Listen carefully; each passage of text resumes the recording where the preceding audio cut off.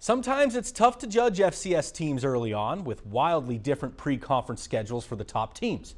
But one thing we do know, the Grizzlies went on the road where they were considered underdogs to many and took care of fellow FCS opponent South Dakota. And that helps Montana move up 3 spots in this week's Stats FCS rankings to 22nd.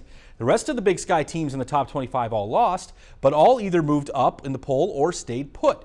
Eastern Washington remains 4th after losing at Washington. UC Davis stays 5th after challenging Cal. Weber State climbs to 7th after only losing 6-0 at San Diego State.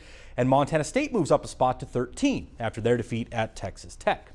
Montana's 31-17 victory in Vermillion came with plenty of impressive stats. Dalton Sneed completed over 70% of his passes for 427 yards and 3 touchdowns. Wideouts Sammy Akem and Samari Toure combined for 300 of those yards and a touchdown each.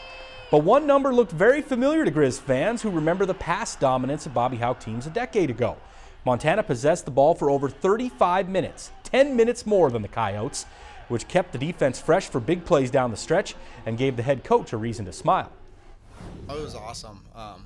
The offense did a great job keeping the ball, moving the ball down the field, and scoring when we needed to. And the time of possession obviously helps the defense quite a bit. The fourth quarter was a thing of beauty. We had the ball for over 12 minutes. That's dominance in the fourth quarter if there ever was any. That's something that has been a point of emphasis, and hopefully we can continue to do that moving forward. Now the Maroon and Silver return home for another tough battle. North Alabama moved up to the FCS from Division II a year ago, but the Lions proved their worth by beating Western Illinois 26-17 last week. Remember, the Leathernecks beat Montana last year, and they'll kick off at 7 o'clock Saturday night in Washington Grizzlies Stadium.